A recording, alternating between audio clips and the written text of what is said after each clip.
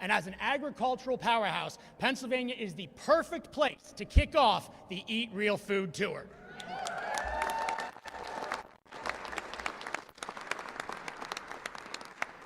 Eating real food matters because Americans, including Pennsylvanians, are facing worse health outcomes now than ever before.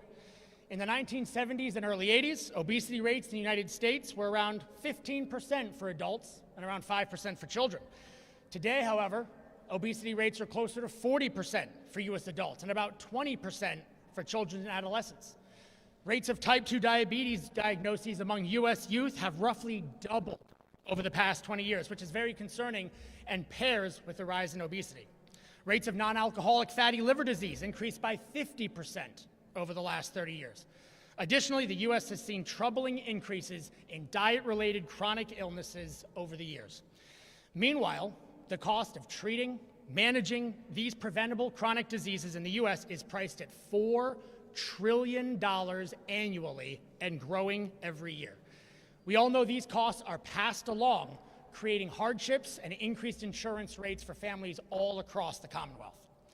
Here in Pennsylvania, we are focused on common sense, bipartisan solutions to make healthier food more accessible and healthcare more affordable so that every Pennsylvanian can live a healthier life. I want to take a minute to personally thank Secretary Kennedy because the last few years have taken me on a health journey of my own that I want to share with you all. My brother and I, we used to own a chain of gyms, and activity used to be part of my daily life. However, after a bad skiing accident left me unable to walk for almost a year, I fell out of my routine. I spent a lot of time inactive. I spent a lot of time eating things that were definitely not real food, highly processed without any real nutritional benefit. As a result, I put on about 50 pounds, and I had begun to accept that this was my new normal. I even went and bought all new suits because I had long outgrown my old ones. But in 2024, I had a wake-up call. My doctor told me that my rapid weight gain had put me at a high risk for prediabetes, and I needed to do something. So early last year, because of the inspiration of Secretary Kennedy, I went, as I like to say, full maha, because I started eating only real food. Whether it was meat, eggs, cheese, raw milk, honey, only real food made up over 90% of my diet. And in just 8 months, I lost the 50 pounds I had gained after my accident, and at my next yearly checkup, my doctor was impressed and told me, keep doing exactly what you're doing. So thank you, Secretary Kennedy, for being an inspiration and bringing common sense back to the American diet with the Eat Real Food Tour. Now, before we hear from Secretary Kennedy, we're honored to hear from several Pennsylvania leaders who have been deeply engaged in advancing healthier communities and responsible public policy. So at this time, it is my pleasure to introduce Senator Kristen Phillips-Hill, who has been a strong advocate for transparency, accountability, and policies that empower families to make informed decisions. Senator Phillips-Hill.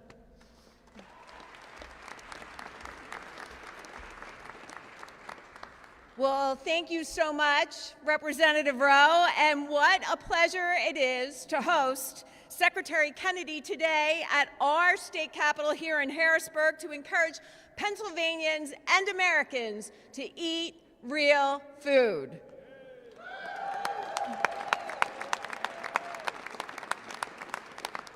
I'm Kristen Phillips-Hill, and I have the great honor of representing Southern York County in the Senate of Pennsylvania, and I am so excited to see friends, neighbors, constituents right here in our capital, Rotunda.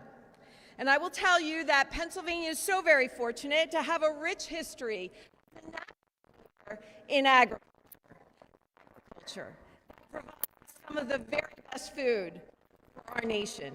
And I look around my district and I think of Shaw Orchards, and they produce some of the very best berries. I think of Flinchbaugh's Orchards and their farm market, which has some of the best apples. Maple Lawn Farms that grows amazing peaches. Sky Blue Farms with their incredible steaks and fresh meats. And of course, our famous dairies, from Rutter's to Perrydale, that produce the best milk.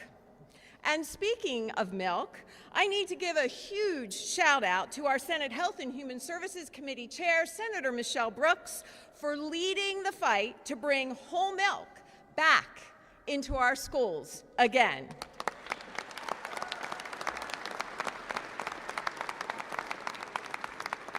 Thank you for that big round of applause. She deserves it because we are making school lunches great again.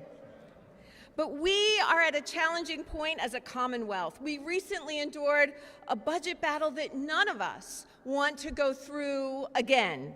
And a lot of it had to do with how much we spend. Our human services budget continues to grow at an alarming rate, faster than any other state agency, including education. And we're all up here to say that we must take care of the citizens who are the neediest and most vulnerable. And we need to let Pennsylvanians know that these programs exist to be a hand up and not a handout. Now, budget projections show our human services costs ballooning, with Medicaid growing from $7 billion in 2019 to more than $15 billion by 2027. And under Secretary Kennedy's leadership, we now have work requirements for able-bodied adults without dependents in order to receive Medicaid and food stamps.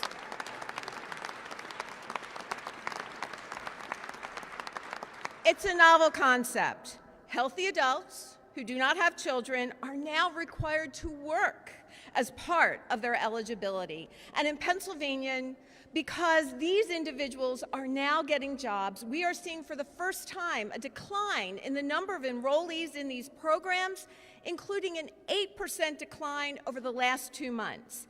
These would-be enrollees are now seeking employment opportunities, jobs, a job that gives an individual purpose, that gives them a foundation, and it gives them opportunity. Again, a hand up and not a handout. And it's amazing to think that work requirements really work. But our work, it is far from over. President Trump is holding our states accountable for waste, fraud, and abuse within our food stamp program. And under Governor Shapiro, Pennsylvania has one of the highest food stamp error rates in the nation at over 11%. So our opponents, you're going to hear them push back, and they're going to say that the federal government will take this money away, and it's going to cost Pennsylvania a lot of money. But at the end of the day, folks, this is your money, the taxpayers' money. And it's time that the Shapiro administration addresses these high error rates, because people receiving benefits that are not eligible for them hurts the people who truly need the benefits and the hardworking taxpayers of this Commonwealth. All of us.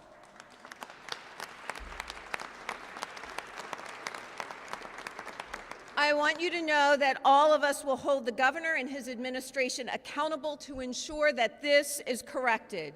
We cannot afford the status quo any longer. We will get this right. And as we stand in this historic rotunda, we must remember what makes Pennsylvania strong: hard work, responsibility, and the bounty of our farms. When we choose real food, when we choose accountability, we choose a healthier and stronger Commonwealth. Together, we can make Pennsylvania not just healthy again, but a model for our entire nation. So let's roll up our sleeves, let's support our farmers, and let's ensure that every Pennsylvanian has the opportunity for a hand up. Thank you again, Mr. Secretary. Thank you all, and let's get to work.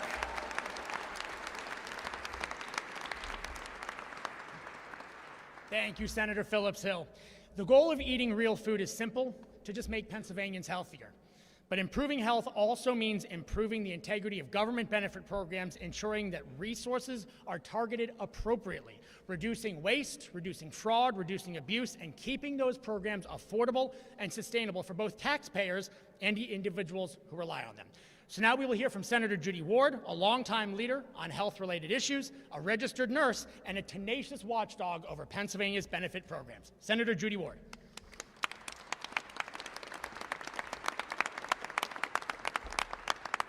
Thank you, Representative Rowe, and good morning, everyone. What a pleasure it is to have Secretary Kennedy with us here today and to join him and others in making America healthy again, as well as eliminating waste, fraud, and abuse out of our systems. Welfare fraud is a serious problem. For example, a previous audit by the Pennsylvania Auditor General revealed more than 2,300 deceased individuals received more than $700,000 in benefits in a single year. More recently, between 2019 and 2023, the Pennsylvania Office of State Inspector General filed more than 2,900 criminal complaints of welfare fraud totaling more than $15 million in restitution owed, demonstrating the need for better oversight. 2019 also saw Pennsylvania's payment error rate for Medicaid rise to 14% compared to the national average of around 5%. The cost to the state was $2.4 billion. Welfare fraud like this sends hard-earned taxpayer dollars to criminals, decreases public trust in government, and takes away these benefits from those who truly need them. As lawmakers, we understand the importance of enacting laws that help to prevent this type of abuse from happening in the future, and to ensure these public benefits are administered effectively, efficiently, and correctly. Just this past November, we enacted new reforms and accountability measures to help crack down on this abuse in programs like Medicaid and SNAP, including checking death and wage records to ensure that individuals receiving medical assistance and SNAP benefits qualify for these programs. Despite these strong reforms, we must continue to bring accountability to the Medicaid program. That's why I've introduced the Do No Harm Act legislation, which will bring much needed reform. Due to the dangerous and controversial nature of sex-rejecting procedures, some hospitals have incorrectly coded and billed for these procedures to get them paid for. According to data from Pennsylvania's Department of Human Services, there was a 2,100% increase in reimbursement for puberty blocker claims using the code for precocious puberty between 2013 and 2017, with yearly totals for minors under 18 rising from roughly $35,000 in 2013 to $800,000 in 2017. However, there was no reimbursement for puberty blockers using this code in any age group from 2010 to 2012. These expensive procedures and hormones getting improperly covered adds a financial strain to the state's Medicaid program and leaves less money available to those low-income individuals who depend on the program for coverage of essential medical services. Worst of all, it harms children. The Federal Department of Justice recognized this problem last year when they sent more than 20 subpoenas to doctors and clinics involved in the performing sex-rejecting procedures on children, including Children's Hospital of Pennsylvania, or CHOP, to investigate healthcare fraud, false statements, and more. We must continue to work with our federal partners to ensure that children are protected and our social service programs like Medicaid remain free from waste, fraud, and abuse so that these programs remain accountable, reliable, and helpful. I would like to thank Secretary Kennedy and the Trump administration for the swift action they've taken at the federal level to help our state tackle these important issues. Thank you again for the opportunity to speak today, and I will continue to work with my colleagues to eliminate welfare fraud and make Pennsylvania healthy and happy again. Thank you.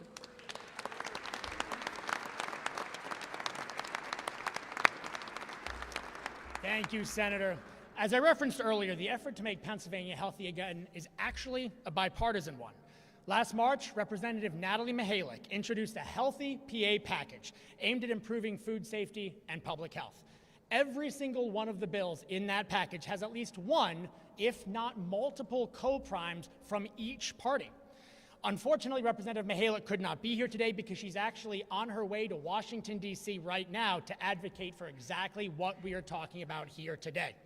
So in place of Representative Mihalik, I want to welcome Representative Robert Ledbetter, who is another co-prime sponsor of the Healthy PA package, to speak on the importance of this bipartisan legislation. Representative Ledbetter.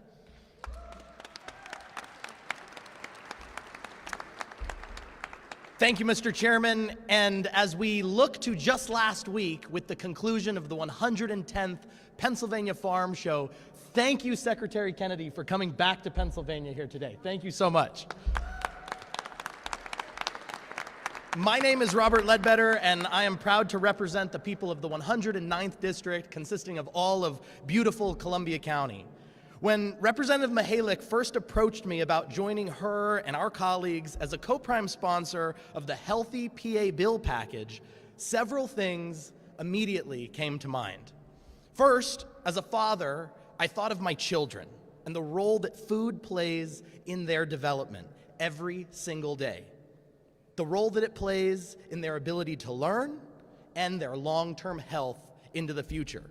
What our children eat matters. It fuels and shapes who they become, and why House Bill 1131 is so important to keep the food that they eat at school from harming their development. The other thing that came to mind was our agriculture community and the strong presence that it presents here in our Commonwealth. These men and women have fed our communities for generations, and they deserve to have those efforts acknowledged, and innovations around cover crops and farming practices to be supported by all of us here today. Our farmers work with care, integrity, and pride, and they deserve policies that protect consumers while respecting the people who produce our food. Finally, I think of the importance of passing House Bill 1134 as part of the Healthy PA bill package to ensure that harmful dyes, addictive additives, and unnecessary chemicals are not quietly introduced into the food supply that families across our Commonwealth consume every single day. While those priorities were clearly shared by my colleagues, it was especially meaningful to see that our work aligned with the national efforts underway at the U.S. Department of Health and Human Services under Secretary Kennedy's strong leadership. Thank you, Mr. Secretary.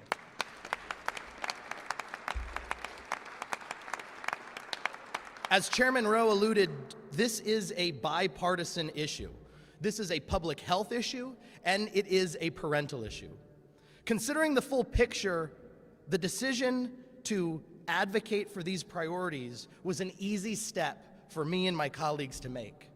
But what remained needed to be done next was going to be harder. What was next was the level of commitment and consistency required to achieve the goals laid out in this very bill package, supporting the efforts of Secretary Kennedy and ensuring that Pennsylvania can eat real food. That broader effort to make America healthy again. This reflection brought me back to an experience that as a homeschooler was perhaps more common than not within my community, but something that several of you may also share as a memory from childhood: successfully hatching an egg. If you've ever done it, you know it is not a passive task. The egg must be turned regularly, the temperature must stay steady, the environment remains stable. You do not see progress day to day, and yet every missed turn and every lapse in consistency puts the desired outcome at risk. Only after days of patient, disciplined effort does something remarkable happen. What once appeared dormant breaks through, and the gift of life is experienced. That is the work before us today. That is the work that is part of this bill package, and that is what Secretary Kennedy is a champion for all of us in Washington. We must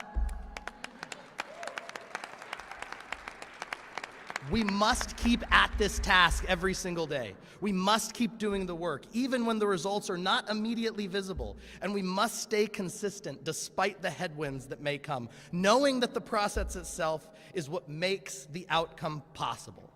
We must keep working, we must keep turning. And in time, as we have already begun to see, thanks to Secretary Kennedy's strong leadership, we will hatch the future of America's health, and we will eat real food. Thank you, Mr. Chairman.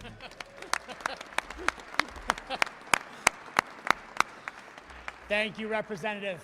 And now the moment we've all been waiting for. It is my high honor to introduce the Secretary of the United States Department of Health and Human Services, Robert F. Kennedy, Jr.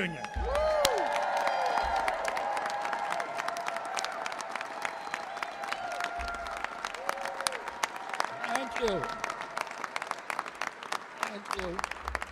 Thank you all for being here today. And I want to start by acknowledging the leaders from Pennsylvania who've shown real courage on our health system. Representative David Rowe, Senator Judy Ward, Senator Kristen Phillips Hill, Senator Michelle Brooks, Representative Robert Ledbetter, Representative Natalie Mihalik, Representative Jesse Topper, and Representative Jake Blanta. I'm grateful for your leadership and for the chance to be here in the State House as we launch our Take Back Your Health tour. We're here today because of the existential crisis in American health. Americans pay 2 to 3 times what Europeans pay for, our peer nations pay for health care, and yet we have the worst results in the worst outcomes in the developed world. We already suffer the highest chronic disease burden on earth, and our children are getting sicker by the day. This is not bad luck. This is genetic. This is not genetics. This is not inevitable. It's the result of decades of bad policy choices that have transformed America's once exemplary healthcare system into a sick care system driven by perverse incentives that reward every participant, doctors, hospitals, pharmaceutical companies, and insurers with more money for keeping us sick than they can make from getting us better or from preventing disease.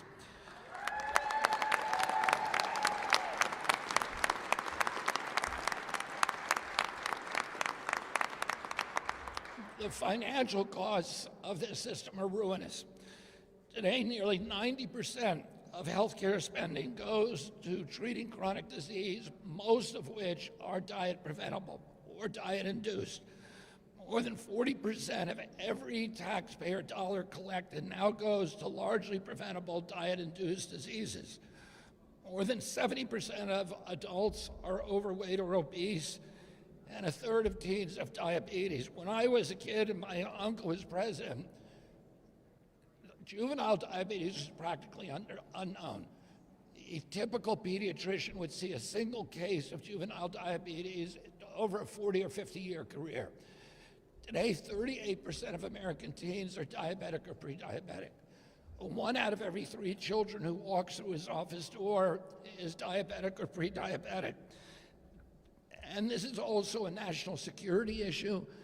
77% of American youth cannot qualify for military service, and that should get all of our attention. The administration believes that we need to start focusing on health long before someone enters a hospital. This transformation begins with honesty, with gold standard science, with transparency. And it begins with the courage to challenge all of the entrenched interests and systems and orthodoxies that profit from disease and from keeping us ill.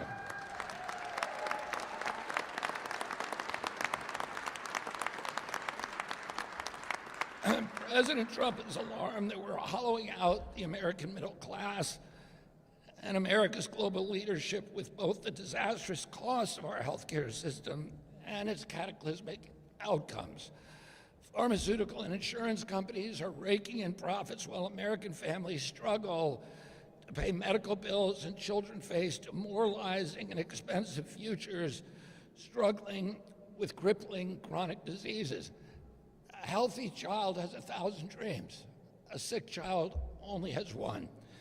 A majority of American children today are focused on just having a single day without pain, without suffering, without wrestling and struggling with chronic disease.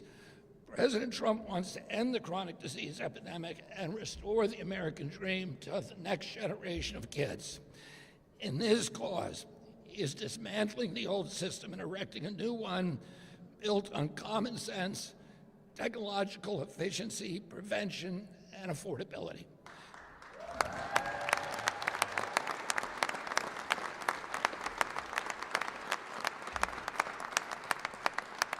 one of the things he's done is through the Most Favored Nation program to dramatically lower prescription drug prices in this country until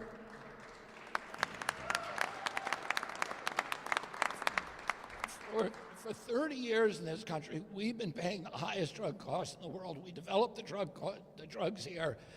70% of pharmaceutical profits come from our country. We only have 4.2% of the world's population. Why is that? We make the drugs, we pay for the innovation, and the European nations just say, we're not going to pay for the drug unless you lower the cost. So at the beginning of this year, when I came into office, the cost of Ozempic was about $1,300 listed in this country, and it was $88 in London. And oftentimes we're paying 2, 3, 4, 5, 10 times what the Europeans pay. Every president in my lifetime has said that they're going to fix this problem. Nobody has succeeded. They've all struggled with it, and they found that it was intractable. And yet now we have agreements from 16 of the 17 top drug companies to lower their costs so Americans will be paying the lowest cost of any country in the world.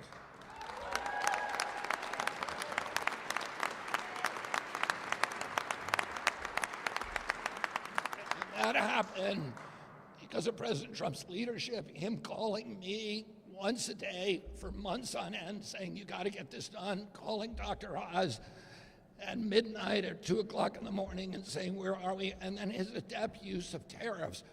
Because not only did we have to get the drug companies to lower their price, but we don't want to stop innovation. So we had to be able to make them make enough money, and the only way to do that was to get the European countries to raise their prices, which they did not want to do. But they've now agreed to do that because of President Trump's adept use of tariffs. President Trump RX reduces prescription drug prices for all Americans by giving patients direct access to lower priced medications, often tied to the prices that are paid. The lowest price paid in Europe is what we're going to pay here. We're also forcing insurance to tell the truth about prices and coverage. And through the Great American Healthcare Plan, we are returning power to patients. That plan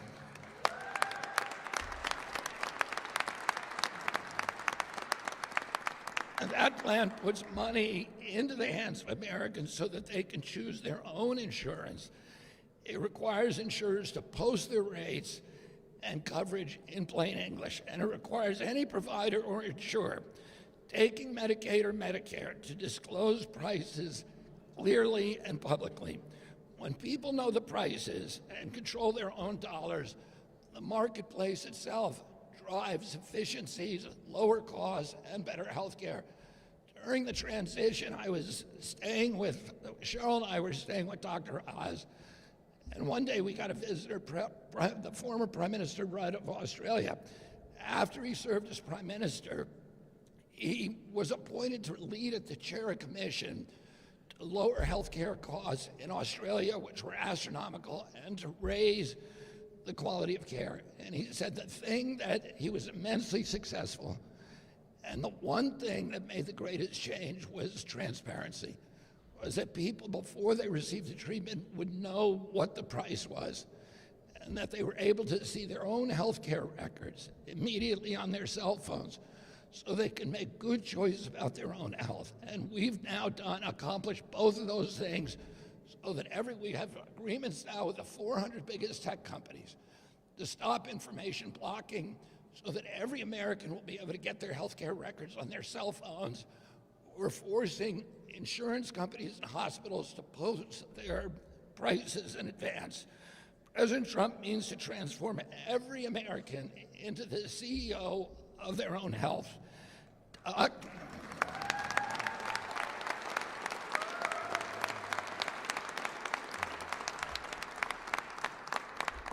Doctors under this new system are going to regain their independence, patients regain their dignity, and the costs will come down.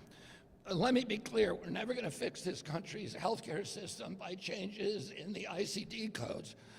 We have to confront the root cause of disease. The United States leads the developed world in obesity, diabetes, fatty liver cancer, food allergies, autism, autoimmune disease, especially in children.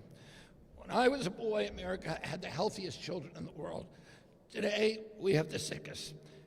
That's why the Trump administration is changing course. Earlier this month, USDA Secretary Brooke Rollins and I released the dietary guidelines for food. These guidelines represent a dramatic break from the past. As you know, the dietary guidelines of the past were crafted not with the idea of public health in mind or good science, but with politicized science driven by the mercantile ambitions of the big food processing companies who had captured the FDA. And that impulse, that commercial impulse, is what drove Fruit Loops to the top of the food pyramid. And they told us for the last 40 years to eat as much as we could of refined carbohydrates, of ultra-processed foods, to stuff ourselves with sugar and salt. They poisoned an American generation, and we're now feeling the effects. And we are now cut through the red tape, and we're telling Americans it's time to start eating real food again.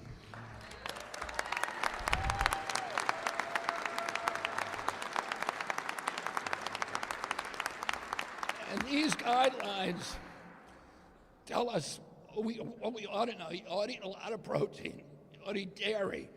You ought to eat eggs. You ought to eat meat, fruit and vegetable, and high fiber grains.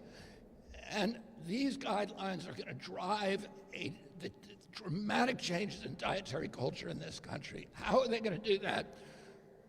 Well, it's going to change what the military eats. It's going to change what we feed patients in the VA hospitals. It's going to change what we feed children in the school lunch programs. It's going to change. Brooke Rollins' agency gives out $405 million a day to food subsidies in this country, to programs like Head Start, to the WICS program, to school lunches, to the SNAP program, to the Indian tribal programs. And the food that they were getting reflects the dietary guidelines. They're getting processed food. Now they're not going to do that anymore. They're going to get real food, and it's going to drive changes in the marketplace. One of the things that we're doing is we are requiring at every outlet that accepts food stamps double the amount of real food that it sells in its facility. And this is going to change the marketplace, and it's going to make real food affordable for every American and accessible.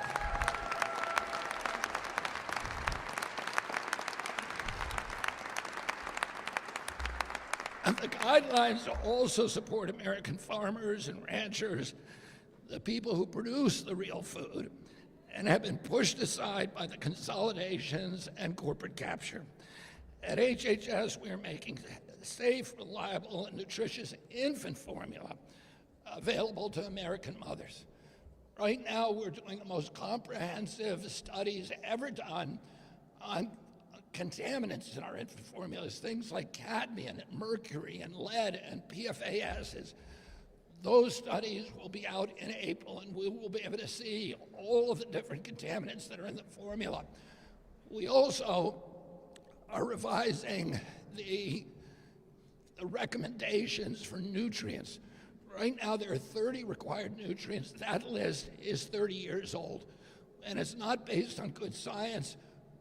It's archaic science, and now we're changing that so that we're going to be regulating baby formula companies so they're giving you something that is as close to mother's milk as we could get.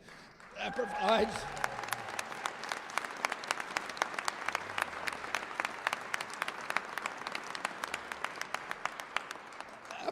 all the nutrients that your baby needs for brain growth, for physical growth, and for good health, and for proper immune system development. We're also getting rid of the food dyes. There are 9 food dyes. We're getting rid of all of them. We got rid of 3 last year.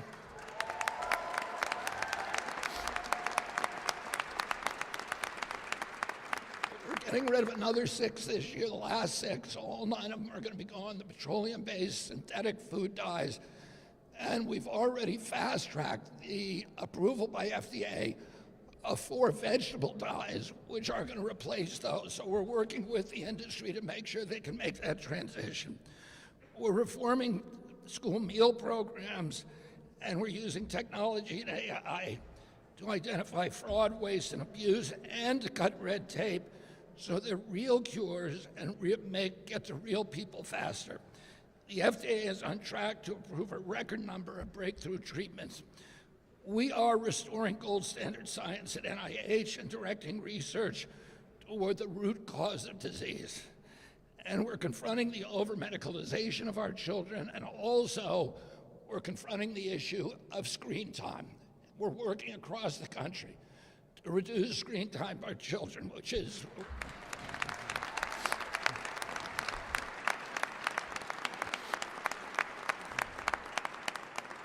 we are restoring rural health in this country. The rural health system is in crisis, and we are pumping in, under President Trump's leadership on the Rural Health Transformation Program, $50 billion over 5 years to all the different states, their rural programs to rebuild infrastructure, to retain the best doctors and nurses and healthcare providers, and to transform themselves with AI and with new technologies so they can do better diagnosis, better care, and better link up with hospitals and specialists all over the country so that in rural hospitals you'll be able to get first-class care.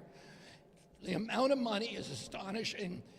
It is a total of 1/3 increase in federal monies to rural health care, historically, a 1/3 increase for the next 5 years, and it's going to allow these rural systems to save these vital hospitals, which are not just healthcare providers, they're also the centers of culture and economic drivers for those communities.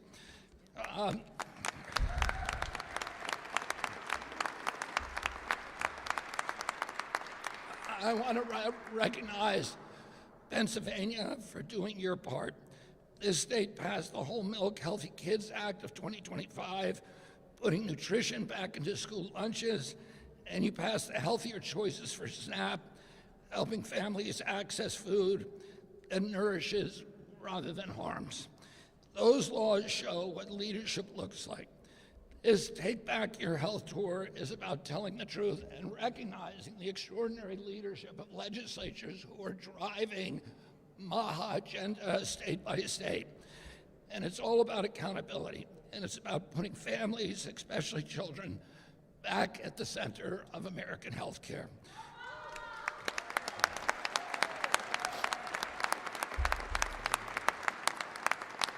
We're not going to be able to medicate ourselves out of this crisis with our children.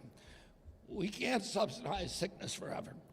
And we can't accept a future where chronic disease is the status quo. And I want to thank particularly President Trump and the work of this administration. With their help and leadership, we're going to make America healthy again. Thank you all very much. Thank you.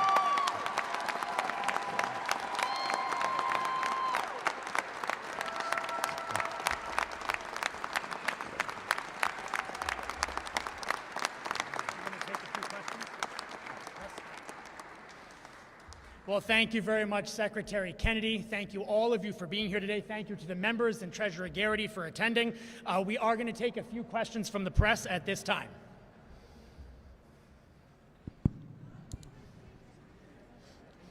Hey, I have a question for Secretary Kennedy. Down here. Yep. My name's Jillian McGoldrick. I'm a reporter from the Philadelphia Inquirer. In Pennsylvania, under Governor Josh Shapiro and other states with Democratic governors, they've bucked some of your changes to vaccine schedules and recommendations, instead continuing to provide access to a bunch of the vaccines. What do you think of these efforts, and do you think that a state-by-state vaccine recommendation policy is effective public health? Well, our recent revisions of the vaccine schedule makes what we believe are the best scientific judgment about how Americans can protect their health. But they also recognize that other people may have opinions. We don't take the vaccines away from anybody. If you want to get a vaccine, you can get it, the vaccines from the old schedule, and you can get it paid for by your insurance. So some states may choose to take a different pathway, and I think we envision that different people would be doing different things, but it ends the coercion, and it ends it's for the first time we are looking at the science about the risks of vaccines. And we're adopting the same schedules that our peer nations use in Europe. And we think we're giving the best science and the best judgment that looks at both risks and benefits to the American people.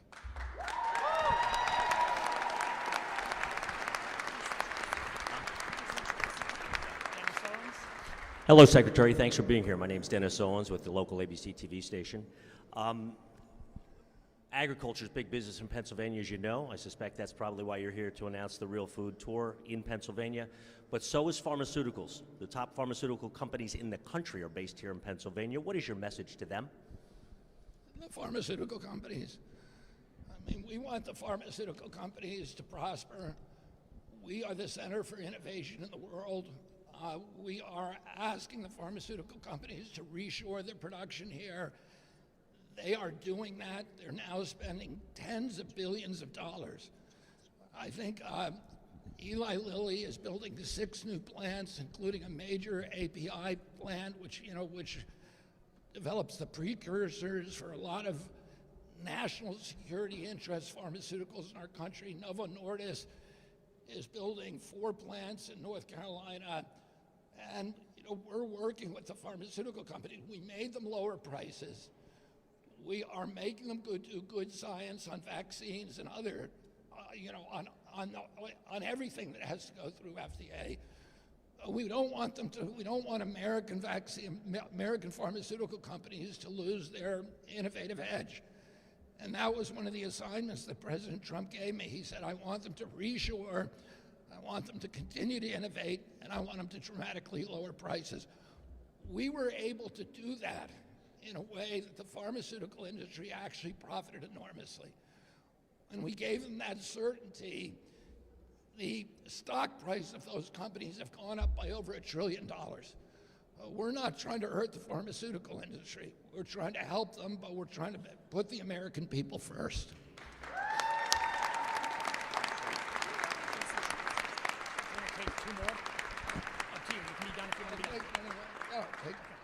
Hi, Secretary Cheyenne Hazlitt with Politico. Thank you for taking our questions. As you can see, your policy on vaccines has generated some backlash. Food is more bipartisan. Do you think food is a winning issue and your priority heading into 2026? Could you repeat that one more time? Hard to hear up here. Oh, sorry. Cheyenne Hazlitt with Politico. Vaccines and your vaccine policy has generated backlash. Food is a more bipartisan issue. Is food going to be your priority in 2026? Do you consider it a winning issue? Is food a priority, and do you consider it a winning issue? Is food your priority heading into 2026 over vaccines? Our objective is to have good science and allow Americans to make their own choices based upon individual health. I think it's just an important issue from a public health point of view. Whether it's a good political issue, I wouldn't know. It's something that I've been fighting for many years. We need good safety testing for all of these products. When I was a boy, I got 3 vaccines and I was fully compliant. Today's children get between 70 and 92 doses, and they're exempt until this time. They've been exempt from pre-licensing safety studies. Of all those vaccines, only one of them has ever gone through a randomized placebo-controlled trial prior to licensure, and that was the COVID vaccine. The other ones, we don't know what the risk profile is, and we need to know that so we can give good information to doctors, to physicians, to regulators, and to American parents. But sir, is food your priority going forward? Food. We got time for one more. Thank you, Mr. Secretary. Cheryl Gay Stolberg from the New York Times. Actually, I have two. I just got here. I have two questions for you. First, the food pyramid, the graphic, actually sends a little bit different message than the written guidelines. The pyramid shows meats and other fatty foods at the top, and the guidelines suggest limiting saturated fats. And I was wondering, which do you think Americans should follow? And then separately, you have a lot of fans here. I've talked to many of them. Many of them would like you to run for president. And are you considering it? They would like you to run for president. Is that a question? I'm not running. That is a question that the running crowd for- would like answered, I think. I'm not running for president. I didn't really get your question about, I heard something about protein and saturated fats. The question is that the food pyramid sends a bit different message on saturated fats than the written guidelines. Well, we struggled a lot. We had the best scientists in this country from the best universities. We had over a dozen of them who worked on the dietary guidelines, and it's all science-based. I think they were hobbled when it came to saturated fats by a lack of really precise science about what that level should be. They chose a conservative level, which was not over 10%. The science was clear enough on proteins that we should dramatically increase our input of proteins. And so that is the advice that we gave. And they're not perfect, but I think that they give guidelines that are going to be very useful to people and that are going to be much, much better for public health than what we were working with. Thank you very much. We'll wrap it up. Thank you.